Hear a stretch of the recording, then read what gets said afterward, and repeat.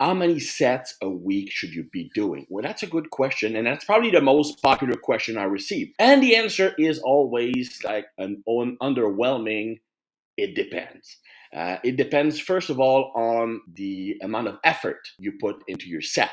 That would be the number one most important element determining how many sets you should be doing. If you're taking your sets very close to failure or to failure, you obviously cannot do as many sets or don't require to do as many sets if you're stopping 2, 3, 4 reps short of failure. There are two reasons for that. The first reason is that, well, when you go to failure, or the closer you get to failure, the more neurological fatigue you create. Also, the more muscle damage you're going to create. And muscle damage, contrary to what many people believe, is not a main driver of hypertrophy. In fact, too much muscle damage can limit muscle growth, and it can certainly increase the duration of the required recovery period between sessions or before that muscle can be hit again. So that's the first thing. So if you're training closer to failure, you're going to cause more fatigue. More fatigue meaning that you cannot do as many effective sets, because as neurological fatigue sets in, your capacity to recruit the fast twitch fibers and to keep maintaining a high level of effort of quality sets will go down. Okay, so that's why there's an inverse relationship between the closeness to failure and the number of sets you should be doing. The second reason is that, well, according to a new study, I just wrote an article on that. It's a meta-analysis of 55 studies looking at closeness to failure and hypertrophy gains, as well as strength gains. Well, there's a strong relationship, strong correlation between proximity to failure and hypertrophy, meaning that the closer you get to failure, the more effective your set is for hypertrophy, meaning that you need less sets to get the same stimulus done. I'm not telling you to go to failure on every single exercise. Going to failure is a different topic, and it is goal specific as well as exercise specific. But to get to back to your question, the amount of volume you should be doing is first dependent on the level of effort you're putting into your set. If you stop, for example, 3 or 4 reps short of failure, which is where most people stop their sets. I mean, most people who think they have 1 rep in reserve really have like 3 or 4, okay?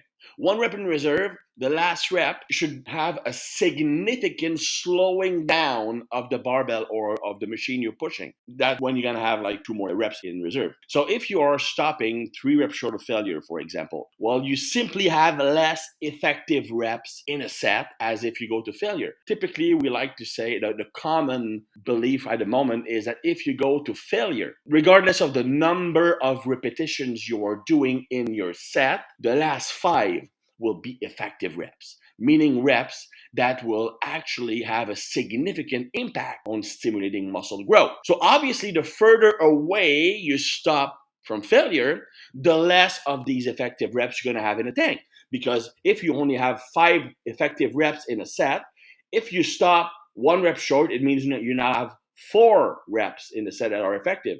If you stop 2 reps short, you now have 3, and so on and so forth. So obviously, if you stop 3 reps short of failure, it gives you 2 effective reps in a set. Whereas if you go to failure, you have 5. So you need almost 3 times the amount of sets to get the same training effect as far as stimulating growth is concerned, if you stop 3 reps short of failure versus going to failure. So that would be a very important distinction. Now, that having been said, a common zone to shoot for would be 10 to 20 sets per muscle per week. That would be a pretty good range to shoot for basically anyone. Obviously, the closer you get to failure, the more you should be toward the 10 sets point, whereas the further away your failure, the closer you should be to the 20 sets per week. Now, that can be divided in 1, 2, or 3 sessions per week, depending on your schedule. Typically speaking, that's what we're thinking about volume. What's your take on creatine while getting lean? Should it be taken or not? So basically, the question is, if you're dieting down, should you keep creatine or should you add creatine to your regimen? My answer is yes. First of all, because, well, creatine is probably one of the most supported by science supplement. It works very well. It also works regardless regardless of the conditions under which it's being taken. That means that it will increase your capacity to do a bit more repetitions in the same weight, or to maintain your performance from set to set a little bit better, which to me is the main benefit of creatine. Not so much that it will make you lift heavier weights, but that you can maintain a level of effort or a level of load on the bar higher from set to set. So there's less performance drop off from set to set, which is very beneficial, especially if you're dieting down and you want to maintain your strength and maintain your muscle mass. But when it comes to dieting, the main benefit I see with creatine is that it allows you to keep muscle fullness a bit more. The number one reason why people fail in their diet, why they stop dieting in the first place, because with guys, the main issue is not that they can't lose body fat, is that they stop before they see visual differences in their body, because by week number 3 or 4 or 5 they enter what's called the fat and flat stage. Your muscle feels smaller, they feel weaker, you don't get the same mind muscle connection, you look a lot smaller in clothes, but yet you don't look lean. So a lot of people, it can be heartbreaking and it kills their motivation, because they think, well, you know what, I'm dieting super hard, but I'm not looking better. In fact, I'm looking worse because my muscles are looking smaller. You are actually on the right path when that happens. I mean, it's a normal state that happens with anyone who diets down. That's normal, because when you are in a caloric deficit, what happens is, well, you know what? You are emptying up your muscle glycogen, and muscle glycogen is stored with water. Muscle full of water means a bigger muscle. So as you are emptying up those glycogen stores, the muscles will get deflated, just like if you let the air out of a balloon. Okay. Now, why would creatine help? Well, because creatine, just like carbs, are stored along with water inside the muscle. So if you store more creatine in your muscles, you might compensate for the lack of or the drop in glycogen. So you can maintain a little bit more fullness when dieting down, which will help mentally. Furthermore, there are some evidence showing that creatine also has significant benefit when it comes to the nervous system in, for example, preventing depression and improving many cognitive functions that will go down as you're dieting down. So certainly creatine at 5 to 10 grams per day while dieting down is a very beneficial and useful supplement, both for physiological and mental reasons. How do you avoid looking flat during the fat loss phase? Another question I get a lot. Do explosive exercises help? That actually is pretty well connected with the previous question. And again, that's something that happens. If you go on T Nation Plus and you look at my Fat Loss Secret webinar, it's something I discuss quite a bit, like the looking flat, the fat and flat stage, looking worse before you're looking better. So you need to be mentally ready for that. But can you avoid looking flat while you're dieting down? If you're a natural lifter, probably not. You can mitigate the effect. You have some tricks that you can use to maintain better fullness, better muscle tension, better intramuscular pressure that allows you to feel more muscular. Creatine, it would be one. Now, you ask specifically about would explosive exercises help? Well, yes and no. Okay, I understand why you wouldn't think of explosive work, although you would get the same effect from heavier lifting and even isometrics, is that anything that increases neurological activation will increase muscle tone. Okay, muscle tone is nothing more than a partial state of muscle activation. So if you have a nervous system that is more efficient and more activated, amped up, your muscle tone will increase. Now, muscle tone is not muscle fullness. It's not the same thing, but it can kind of compensate.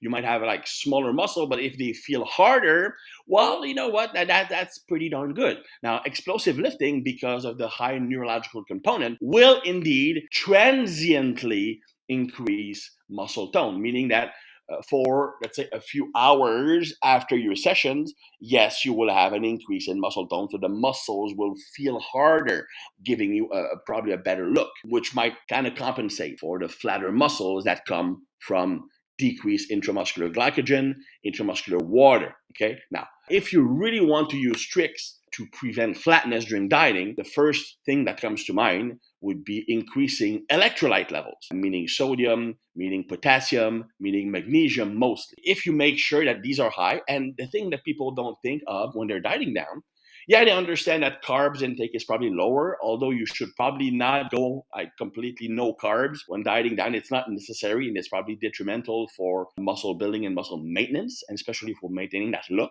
right? But when you cut calories, or especially when you cut the crap food that might be in your diet when you're not dieting down, you will be cutting out a lot of sodium. Okay, that's one thing that people don't realize. With the flatness that comes from dieting, it can come from lower glycogen stores. But a big factor is a decrease in ions. You have less sodium, so less water will be held in your tissues. That's good for muscle, that's good for even intramuscular water or extracellular water, but it does make you look bigger and feel fuller. When you work with bodybuilders, okay, if you're backstage and the bodybuilder is flat before going on stage, the go-to strategy is to eat chips because of the high sodium and somewhat high carbs content. But it's really mostly the sodium that does it. Sodium will increase vascularity, it will increase fullness pretty quickly. Okay. So right from the start, if you want to like have a chance in maintaining some level of fullness while you're dieting down, you should maintain or maybe even increase sodium level. That's especially true if you also do a lot of cardiovascular exercises to lean down, because you will be sweating more, which means that you will lose more electrolytes. So sodium, potassium, magnesium should be increased while dieting down. That will go miles into helping you feel fuller and I think fuller muscles. Okay, so oftentimes when people have a cheat meal, they are instantly fuller. And yeah, I understand that the cheat meal likely has carbs and fats and whatever, but normally they get that full look before the body can actually transport those nutrients into the muscle. I mean, if I'm eating a cheat meal, it takes more than 15 minutes to digest the carbs, absorb the carbs, and release insulin and shuttle everything to the muscles. It takes some time. It's longer than that. Digestion itself, especially with a large cheat meal, can be up to 2-3 hours. But you can almost feel the fullness instantly. That's because of the sodium that is part of most cheat meals. You eat a pizza, the sodium will be absorbed and transported faster than the carbs. So really, it's those electrolytes that help you stay fuller. Okay. Now, obviously, another strategy could be to have higher carb days in your week. Like, for example, using a more of a carb cycling strategy, which is, in my opinion, a better approach for fat loss than it is for muscle growth. Now, the main benefit of carb cycling is that you can actually go lower in carbs for a few days. But just as your muscle glycogen stores start to dip down and you increase carbs intake for a day to refill your glycogen stores, I'm not telling you to eat crap. It's not a cheat day. It's a day where you consume a higher amount of quality carbohydrates with the main goal of increasing glycogen, intramuscular glycogen back. I mean, I'm dieting myself for a photo shoot in 2 or 3 weeks, depending on the availability of the photographer. But I was having one of those days. Monday, I was flat as a pancake. Like, seriously. I mean, I know I'm getting leaner because my abs veins are showing up, but I look dramatically smaller. Like, I lost my shoulder caps, I lost my traps, which almost never happens unless I'm super depleted. So I made the decision that I'm gonna have a carb up meal at the end of Monday. And I had around 250 grams of carbs and rapidly absorbed carbs. I mean, if you do a carb up, if you have no fats, and you're depleted, doesn't matter if they're fast carbs or slow carbs. It really doesn't matter at all. And the next day, I looked like $1,000,000, like 10,000 times better.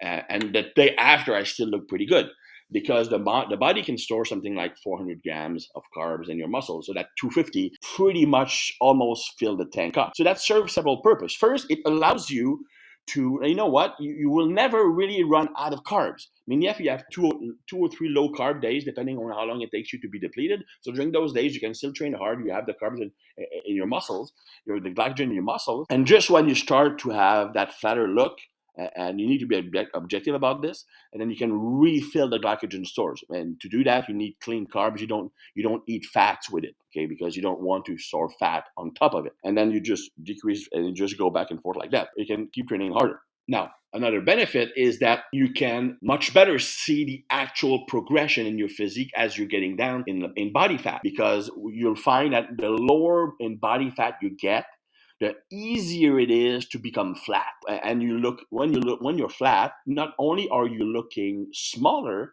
you're actually looking flatter because the muscles are not pushing against the skin as much. So it doesn't create as much definition or that 3D look. Okay, that makes you look lean and separated. So by filling up glycogen stores, it inflates the physique and it shows you what you really look like.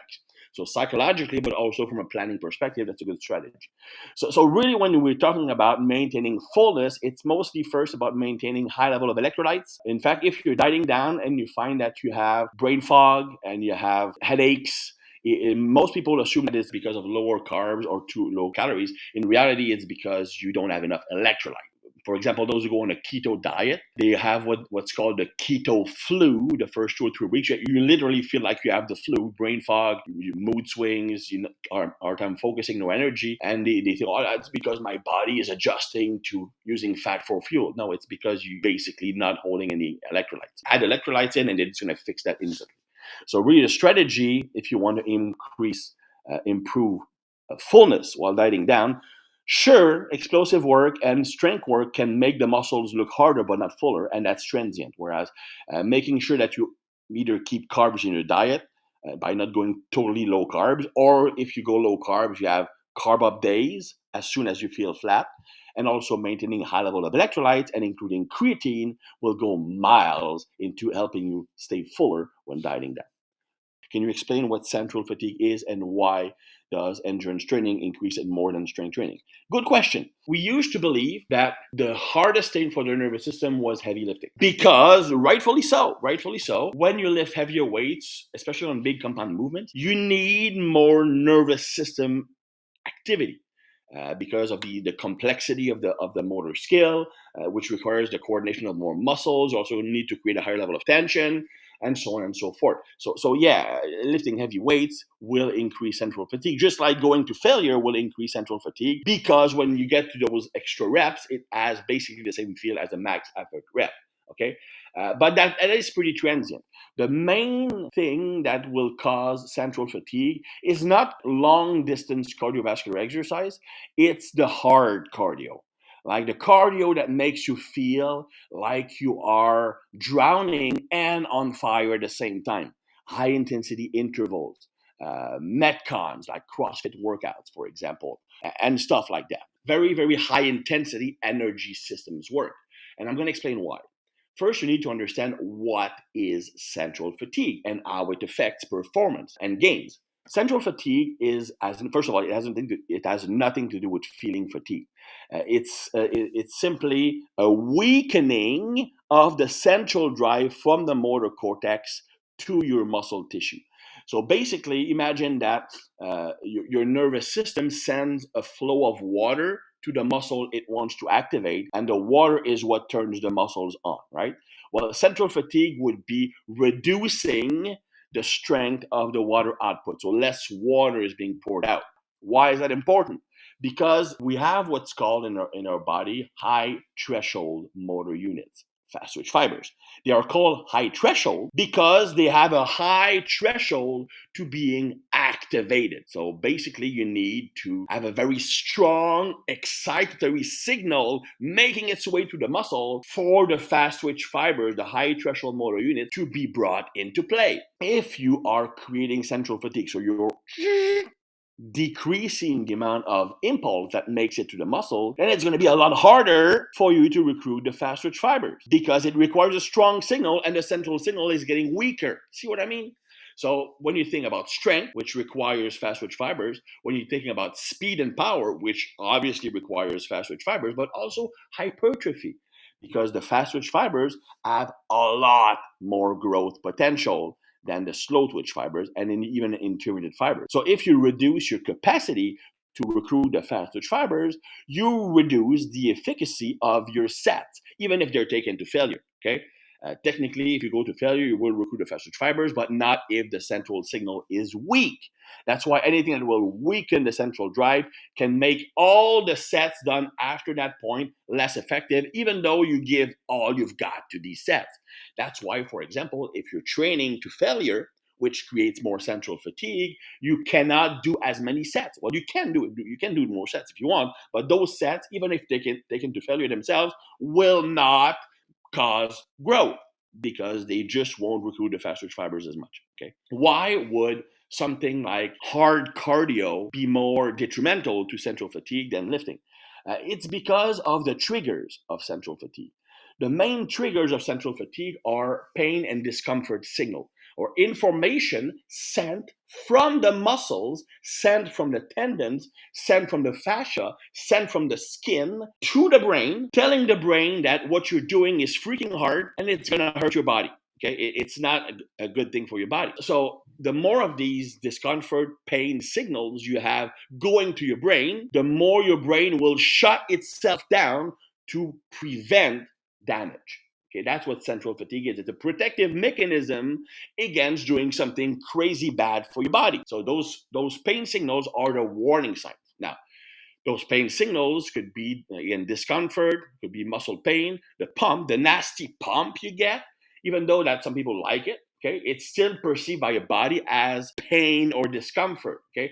If you go to failure and then it's burning like crazy, but you're trying to pull, you like pull and pull, it hurts, it's painful, it's pins and needles. That's a sensation that tells your body that something dangerous is going on. You're working close to your limit and it will create inhibition. It could be mental suffering. It could be even something like the weather or the temperature. If you feel physically uncomfortable, it will lead to central fatigue faster than if you feel comfortable. Like me, if I train when it's hot, my body doesn't like heat. So I'm not comfortable in heat. It creates more fatigue in me. So if I'm training in an hot environment, it would create central fatigue a lot faster. I cannot do many sets when I'm hot. Okay. So all these symptoms, or obviously pain. If you have an injury and it hurts your tendon, strong signal that will create central fatigue. So when you have an injured muscle, even if you can do the movement, you cannot do as many sets because the pain signal sent to the nervous system will create that problem. Now, interesting fact. I know that TC posted an article about a study showing that I think it was Tylenol acting as, I don't want to say anabolic drug, but something that actually made you gain more. And the main reason would be that Tylenol, by acting as an anti-pain or anesthetic supplement or product, it decreases the strength of the pain signals making to your brain. So you actually receive less of the pain and discomfort signal to the brain, which create less fatigue, central fatigue, allowing you to do more sets that are effective. Because remember, any sets done once you're central fatigue, then it's no longer effective. So by reducing the strength of the pain signals, it can actually delay central fatigue. Now, let's get back to our topic. So if you look at high intensity interval, you feel like you're drowning and on fire at the same time. There's nothing in the world, at least in my mind, that is more uncomfortable when it comes to training sensations than that. That's why high intensity interval, CrossFit WODs, and stuff like that creates so much central fatigue. The signal of discomfort, pain, and effort is so high. It's so high that it creates a very strong inhibitory sensation that can actually linger for 48 hours. So your muscles might be fully recovered, but the strength of the signal is not yet back online. So that's why when you're programming, so I'm not going to train today, I'm just going to do a HIIT. Well, you know what? A HIIT session, a true HIIT session, is probably more damaging from a recovery standpoint, at least neurologically speaking, than a lifting session. And if you do your hard cardio the day before a lifting workout, it very well might decrease the effectiveness of that workout by having lingering central fatigue throughout the workout. So that's why I say that cardiovascular or hard cardio exercise is more detrimental. That's why also when and that's something I covered in the Fat Loss webinar that you can watch for free on the Teen Nation Plus section, the Fat Loss Secret webinar, I mentioned that I very rarely use high intensity intervals. And when I use it, it's like once a week at the end of a fat loss period.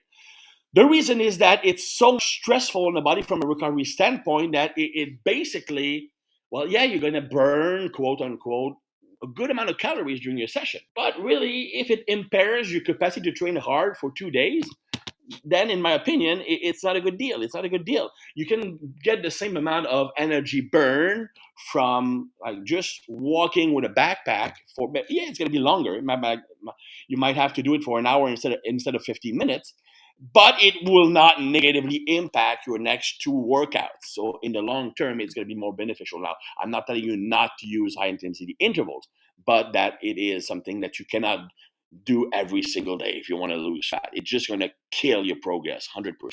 How to maintain your progress when traveling. Really, it's not always easy. And it really depends on your traveling schedule. It depends on your schedule while you're traveling and obviously the place you're going to. Now, honestly, most places nowadays will have a decent gym. I'm not talking about hotel gyms, but most cities, an acceptable size, will have a decent facility. So unless you're not able to travel because you don't have any means of transportation, but you can always call a taxi or a Uber, normally you should be able to make it to a gym. If you can't, maybe you are in a resort that has very small amount of weight, maybe like 20-pound dumbbells and something like that, then yeah, it's going to be harder to maintain your current program. But then again, breaking your program for a week will not kill your progression. Let's look at things objectively. If you're talking about like not training, okay, if you stop training for 1 week, you will lose exactly this amount of muscle. Zero. Okay, there will be zero muscle loss during that 1 week break. You might feel flat. You might feel smaller for three reasons. First, you might decrease glycogen storage because the body doesn't perceive that it needs as much because it's not physically active. You might decrease muscle tone because you don't activate the nervous system as much. And you're going to reduce muscular inflammation. Inflammation in the muscle actually makes your muscle feel and look bigger. So you might look smaller, but you're not going to lose muscle in 1 week with zero training. Now, if you don't train for 2 weeks, this is the amount of muscle you're going to be losing. Zero. Again, provided your protein stays high, you will not lose muscle or strength in the first 2 weeks of not training. It's only in the third week that you will start losing some muscle, but it's really not as much as you think. We're talking about grams of muscle. And obviously, the more experience you have, the longer it will take to lose that muscle. Again, you might feel smaller because the muscles have less muscle tone, you start in less glycogen, and you don't get that pump feeling, but it's not muscle loss. I mean, oftentimes when I travel, let's say for a seminar, I might not train for 5 days. The day of the travel, depending on when my flight is, I might not train. The day when I arrive, if there's some time zone difference and I'm jet lagged, I might not train that day. Then the weekend comes in and I'm not training on the day I'm presenting because I used to do that, but come the second half of the seminars, my brain was just shot. So I don't train when I'm giving a seminar. And if my flight is the next day, then I'm not going to train that day either. So, and at first I was freaking out, but really just one gym session, and I was back to normal because I regained my muscle tone. So honestly, if you maintain a high protein intake, you will not lose muscle if you stop training for a week when you're traveling. So I would not worry about it. If you can find a gym and maintain your workout, that's even better. You can actually keep making gains. If you don't have a decent gym, but you still want to do some work, understand that if we are talking about hypertrophy, the number of repetitions you do doesn't matter provided that the level of effort is the same. There was that study by Cameron showing that training at 30% of your 1RM or 80% of your 1RM, if both are taken to failure, you will get the same hypertrophy gains. So that means that if only light dumbbells are available, for 1 week you can switch to very, very high reps. As long as you hit failure or close to it or the same level of fatigue you would get when you do your set, you will be able to stimulate muscle growth. Yeah, it's not your program, but it will allow you to maintain muscle mass strength and especially mental sanity. And it might actually give your joints a break. So I would really not worry about it. What would you do if you travel essentially every week? Maybe barbell work on the weekend when I'm home, and then volume whatever but weekend. Yeah, absolutely. That's a good solution. You can absolutely gain muscle by hitting a muscle hard once a week. Absolutely. So when you look at the way that bodybuilders from the 90s and 2000 used to train, and even many train today, yeah, they split the body into many sessions, but really they're training each muscle once a week. So if on the weekend, for example, you train half your body on Saturday, half your body on Sunday, while you are hitting each muscle hard once a week. Anything you do besides that is bonus work. You can totally grow from hitting your muscles hard on Saturday and Sunday. No question about it. Again, there will be days during the week where you feel flat, but again, that's neurological, that's psychological, that's glycogen. But we can totally build muscle training Saturday and Sunday. And anything you can get in the week would be bonus work. Okay. And obviously, those weekend sessions might need to be either a bit longer or more intense.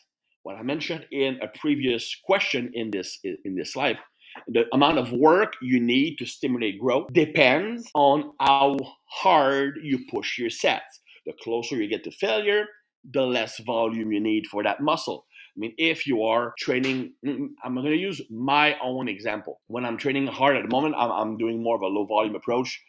I'm doing essentially 6 sets, well, per week. Okay, so that's 4 sets per muscle per day, twice a week. So basically, I'm hitting each muscle twice a week at 4 sets apiece. So I'm doing 8 hard sets per muscle per week. So that's totally doable if you split the body in two. So you might have a push day with a quad exercise and a pull day with a hamstring exercise in there. So it could be, let's say, one chest exercise, one big chest exercise, one big press for the shoulders, one pressing for movement for triceps. Then you might have one squat or one front squat or a split squat in there. And then you're going to have maybe 2 isolation exercises, one for chest, one for delts, for example. On the next day, you might have same thing like one vertical pull, one horizontal pull, maybe one trap, one biceps, and one deadlift hip hinge variation. And you do 2 sets to failure on those.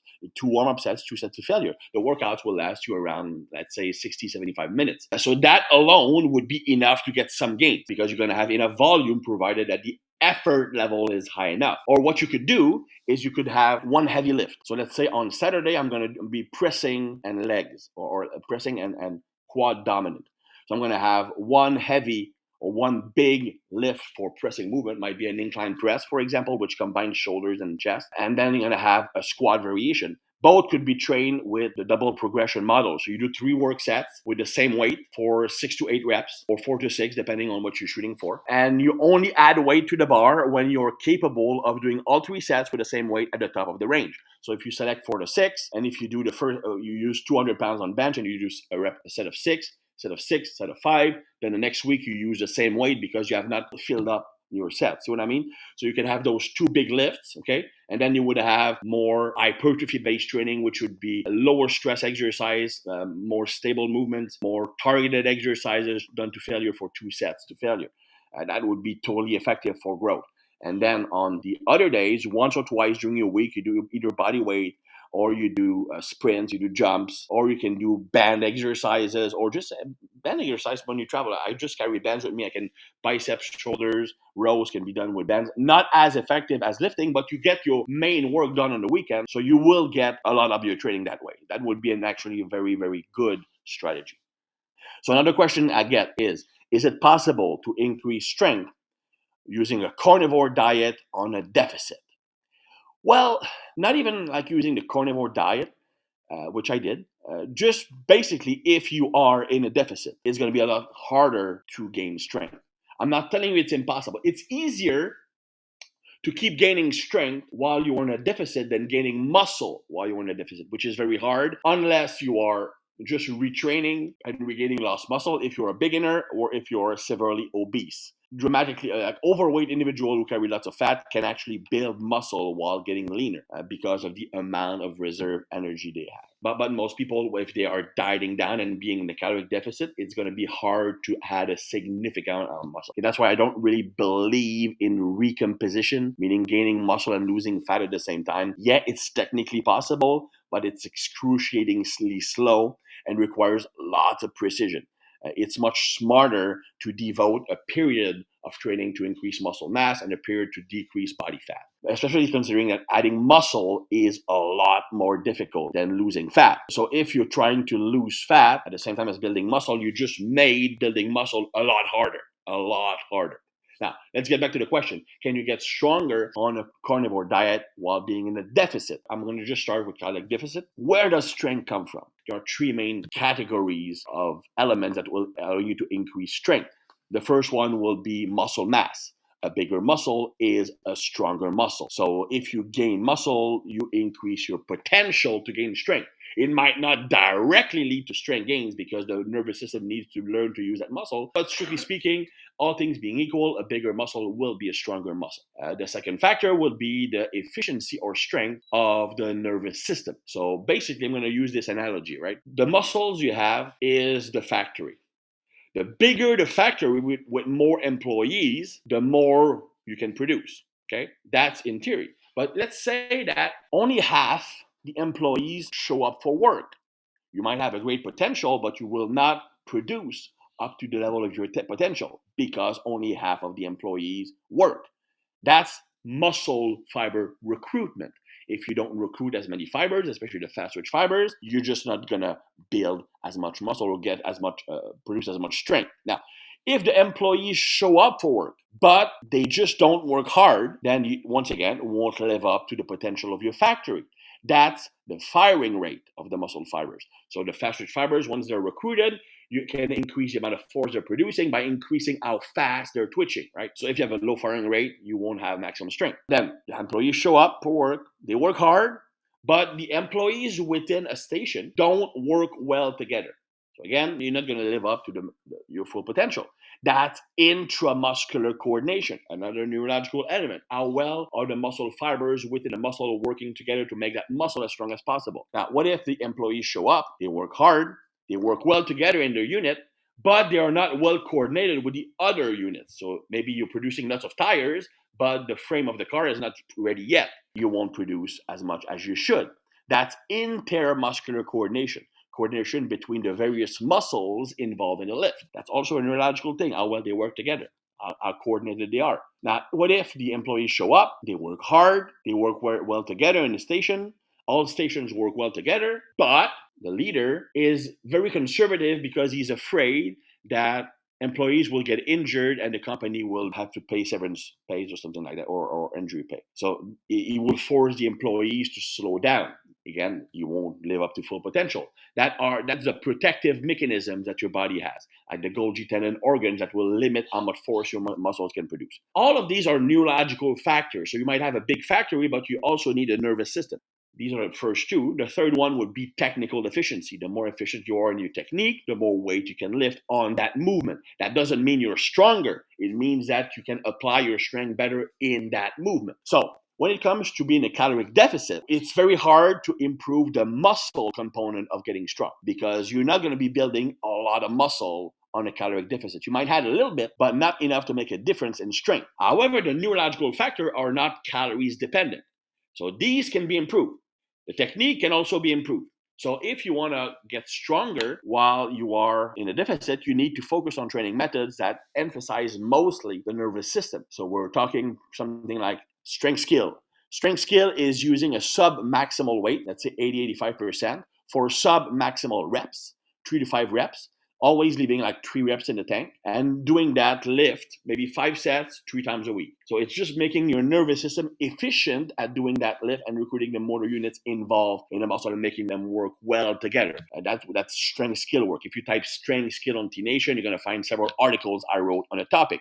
On the other end of the spectrum, supramaximal partials could also be used, like doing top half squat, top half bench press from pins, stuff like that, 90 degrees pull-ups, will allow you to use more weight than you normally would. Yeah, it doesn't have a direct strengthening effect on the full range of motion, but it has a strong impact on central nervous system and the protective mechanism. That could also be used. Now, you obviously don't want to lose muscle mass. Even though it's going to be hard to build muscle, you still want to maintain your muscle mass. So you still need hypertrophy work in there. The point is that, yeah, it's possible to increase strength in a deficit, but it's going to be much slower, okay? One thing you'll find is that when you're dieting down, some lifts will stay the same, some lifts will go up, some lifts will go down. Okay. Typically speaking, small movements, like more targeted exercises, isolation, quote unquote, movements, will either stay the same or maybe even increase. But you look at the big compound movements, Some, like a deadlift, is likely going to stay the same, maybe increase a bit because it gives you better leverage by keeping the bar closer to you if you're leaner. But things like the overhead press, the bench press, and the squat will go down. Pull-ups will go up, obviously, because you're lighter, but pulling strength is not affected by body weight much. But pressing strength is. The reason for that is called passive stability. The more stable the body feels, the more safe it feels. The safer it feels, the more it allows you to display the strength you have. If you feel unstable, the body will kick in the protective mechanisms a lot sooner, preventing you from producing strength. Now, what is passive stability? You have passive and active stability. Active stability would be the muscles around the joint contracting to stabilize that joint. So, for example, in pressing movement, the rotator cuff muscles, the lats, the rhomboid, the traps can all contract to stabilize the shoulder joints while you're pressing. Passive stability is all the tissue around a joint that's creating pressure on that joint. The more pressure you have, the more stability you create. So when you are losing weight, you want a fat loss on a deficit, that pressure will go down. Why? Because you're losing intramuscular glycogen, you're losing fat, you're losing extracellular water. All of that makes less tissue, less stuff around the joint, decreasing passive stability. You have less compression because there's less tissue there. You'll find that as you lose weight, you actually increase mobility quite a bit. But being more mobile typically decreases stability, at least passive stability. So that's why, for example, and that's super typical of a fat loss phase, your tricep extension or your dumbbell extension, your pec deck or fly or whatever, and your lateral raises or front raises will be just as strong, if not stronger. And you go on a bench press, it's down by 30 pounds. That's because of a decrease in stability. What can you do about that? Well, the first thing you can do that before your dieting phase. If you do that during your dieting phase, it's too late. You need to create the capacity to increase active stability so that in the future, once you have a drop in passive stability, you can compensate by more active stability. That's done by using heavy weights with slow eccentrics, including pauses during the lift, like you're bench pressing, you're stopping midway, and you're finishing your movement. It's done by the hanging band technique, and you throw that in your workout, and you do that for several months. That will create a more stable joint. So even if you're losing tissue, the muscle that creates active stability will be good enough and strong enough to compensate for any drop in that. For example, Tom Shepard, who works for me and also writes for T Nation, Tom Shepard's a powerlifter. I remember at one point he was 120 kilos, so like 275 pounds or 265 pounds, and he was bench pressing 200 kilos, so that's 440 pounds. He dropped down to 191 pounds, and he was still able to bench press the same. At least, in fact, he was bench pressing 2 kilos more. So he was bench pressing like 450. The reason is that for the whole prep period, we always have one day where we emphasize the eccentric, one day when we emphasize statodynamic, and he also does a lot of hanging band work. So once he got the drop in body fat, didn't matter because he was so stable that he didn't lose strength. Now, if you don't have time to do that, what you can do, and I'm going to sound like an heretic here, you can always switch to machine variations during your fat loss phase, unless you're a powerlifter.